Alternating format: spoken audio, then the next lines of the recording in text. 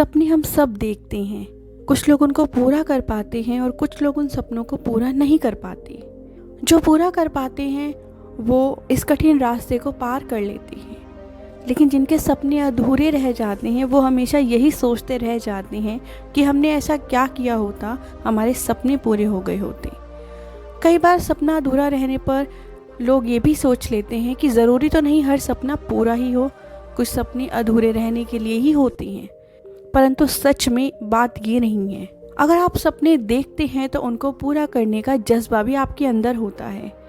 बस समय समय की बात होती है। कभी कभी हम एक उम्र और जुनून में सपने पूरे कर पाते हैं और कभी कभी अन्य परिस्थितियों के कारण अपने सपनों से हार जाते हैं। हमें लगता है इन्हें पूरा करना हमारे बस की बात नहीं। पर अगर आपने सपना देखा है तो वो पूरा करने के लिए ही देखा है।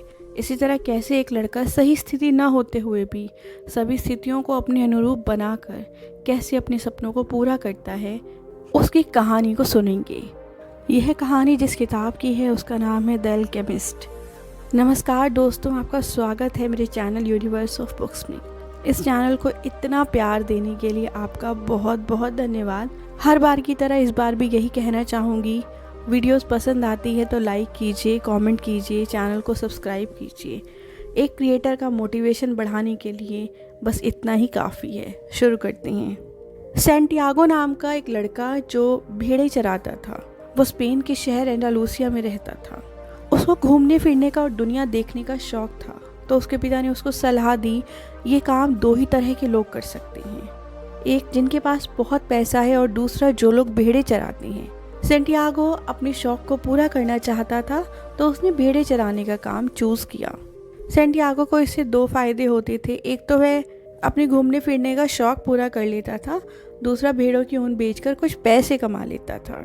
एक दिन भेड़ों को लेकर चलते चलते काफ़ी रात हो जाती है और सैंटियागो अपनी भेड़ों को एक पुरानी चर्च में छोड़ देता है और खुद एक पेड़ के नीचे सो जाता है।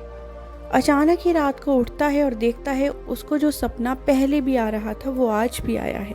कोई उसको सपने में बताता है कि पिरामिड के नीचे खजाना छुपा हुआ है, लेकिन बिल्कुल सही मायनों में पता नहीं चल पा रहा था कि खजाना छुपा कहाँ हुआ है। उसकी नींद खुल जाती है और वो बेचैन हो जाता है। तभी उसे चर्च में एक महिला दिखाई देती है। यह वह महिला है जो सपनों के बारे में बता दिया करती है। सैंटियागो उस महिला को अपने सपने के बारे में बताता है। तब महिला कहती है, मैं तुम्हें उस खजाने के बारे में बता दूंगी, लेकिन तुम्हें अपने खजाने का 10वां हिस्सा मुझे देना होगा। सैंटियागो उनकी बात मान लेता है और कहता है कि वो उसको खजाने का पता बताए।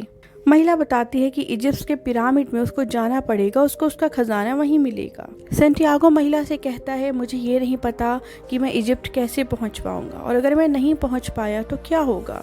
महिला ने कहा, ज़्यादा तो मैं नहीं जानती, मैं सिर्फ सपनों के बारे में बताती हूँ।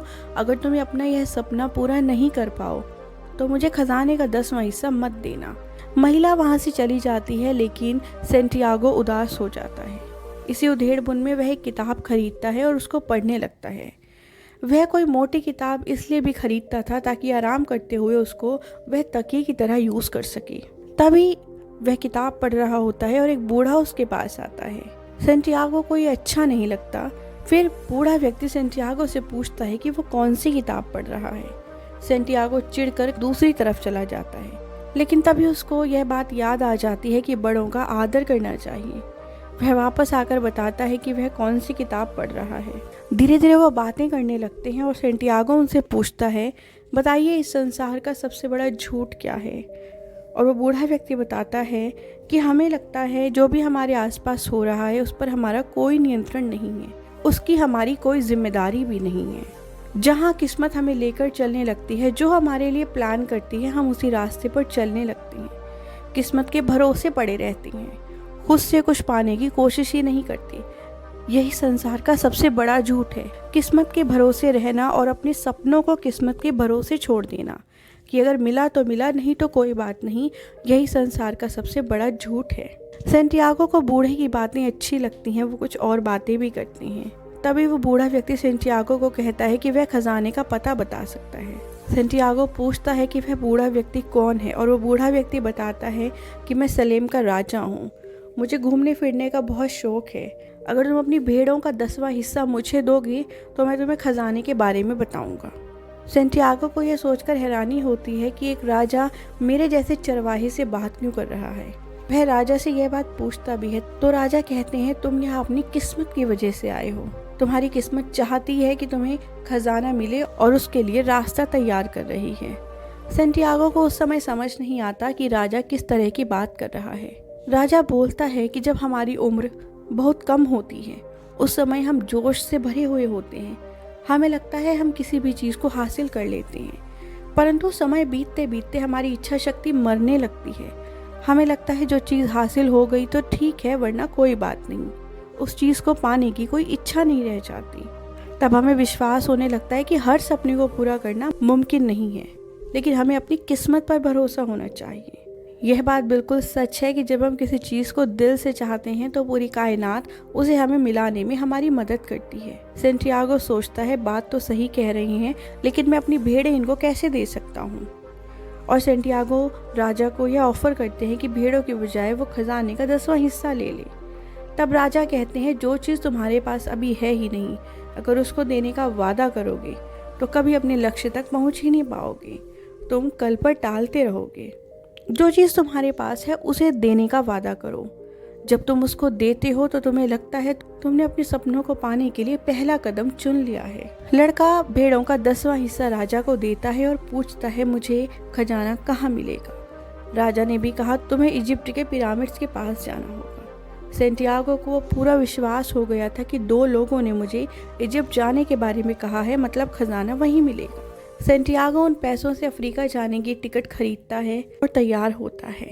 तब राजा उसे कहते हैं, तुम्हें एक बात पर भरोसा रखना होगा कि ईश्वर तुम्हारे साथ है और वो जो भी रास्ता तुम्हें दिखा रहा है तुम उस पर चल रहे हो। जो भी घटनाएं तुम्हारे साथ हों उन पर विश्वास रखना कि यह ईश्वर की मर्जी से हो रही हैं। अगर किसी बात पर संदेह भी आने लगे तो अपनी इच्छा शक्ति से उस संदेह को हटा लेना। जाते हुए राजा सेंटियागो को 2 पत्थर भी देता है, एक काला और एक सफ़ेद। काला पत्थर हाँ बताता है, सफ़ेद पत्थर ना बताता है। जब भी तुम्हें ऐसा लगे कि तुम कुछ समझ नहीं पा रहे हो तब इन पत्थरों से बात करना। ये पत्थर तुम्हारे प्रश्न का उत्तर देने में तुम्हारी मदद करेंगे, लेकिन कोशिश करना अपने उत्तर खुद ढूंढना और अपने सपनों के पीछे तब तक पड़े रहना जब तक तुम्हें कुछ हासिल ना हो जाए। राजा और सेंटियागो की बात से हमें ये सीखने को मिलता है कि सपनों के पूरा होने तक उन पर काम करना चाहिए। बहुत बार रास्ते में मुश्किलें आएंगी, हिम्मत टूटेगी, ऐसे पड़ाव आएंगे जब आप अपने सपनों को अधूरा छोड़ने की पूरी कोशिश करेंगे। आपको लगेगा मैं तो बिना वजह ही इस पर इतनी मेहनत कर रहा हूँ, कुछ नहीं होने वाला, परंतु वो सभी बातें आपको मजबूत बनाती हैं। उन सबको पार करके ही आप अपने सपनों की तरफ कदम बढ़ाते जाते हैं। सेंटियागो यात्रा करते हुए सोचता है, पता नहीं अफ्रीका कैसा होगा। उसे पीछे से एक आवाज़ सुनाई देती है कि तुम कौन हो। सेंटियागो उसको अपने बारे में सब बताता है कि वह किस उद्देश्य के लिए यहाँ आया है। वह व्यक्ति कहता है, मैं तुम्हारा गाइड बन सकता हूँ अगर तुम चाहो। सेंटियागो को लगता है ये व्यक्ति मेरे उद्देश्य को पूरा करने में मेरा साथ देने वाला है। हो सकता है प्रभु ने ही इसको मेरे लिए भेजा हो। सेंटियागो पूछता है, क्या तुम्हारे पास खजाने तक पहुँचने के लिए रास्ता है? तो वह व्यक्ति कहता है, इसके लिए पूरा रेगिस्तान पार करना होगा जिसके लिए पैसे चाहिए। सेंटियागो जैसे ही अपने पैसे उस व्यक्ति को दिखाता है वो सब कुछ लूट कर चले जाते हैं, क्योंकि वो आदमी वास्तव में चोर होता है। सेंटियागो का भरोसा इस समय टूटता है। उसे लगता है इससे अच्छा तो वो अपनी पुरानी स्थिति में था, पता नहीं क्यों यहाँ खजाना ढूंढने चला आया। क्या ये ज़रूरी थोड़ी है सपने की हर बात सच होती है? तभी उसका दिल उसको टोकता है और उसको राजा की बात याद आती है। रास्ते में जो मुश्किलें आती हैं, प्रकृति तुम्हारा इम्तिहान लेती है। अगर इस तरह की परेशानी से उबर जाते हैं तो अपनी मंजिल के और भी करीब पहुंच जाते हैं। जो लोग यहाँ टूट जाते हैं, जो लोग इस छोटी सी परीक्षा में हार जाते हैं, वो अंत में मंजिल की ओर नहीं पहुंच पाते। इसके बाद सेंटियागो और भी विश्वास से भर जाता है। उसको लगता है कि ईश्वर उसका मार्गदर्शन कर रही हैं। धीरे धीरे वह बहुत कुछ सीखने लगता है। वह एक बाजार में पहुंचता है और एक क्रिस्टल व्यापारी के यहाँ जाता है। उस व्यापारी को एक ऐसे व्यक्ति की ज़रूरत थी जो दुकान की सफाई करे। सेंटियागो यह बात जानकर क्रिस्टल व्यापारी से यह आग्रह करता है कि वह वहाँ काम करना चाहता है और कहता है कि मैं यहाँ काम करूँगा, इसके बदले आप मुझे खाना दें। सेंटियागो पूरा दिन काम करता है और क्रिस्टल व्यापारी उसकी मेहनत से खुश होता है और कहता है, मुझे लगता है हम दोनों को एक दूसरे की ज़रूरत है। क्या तुम मेरी दुकान पर काम करना चाहोगे?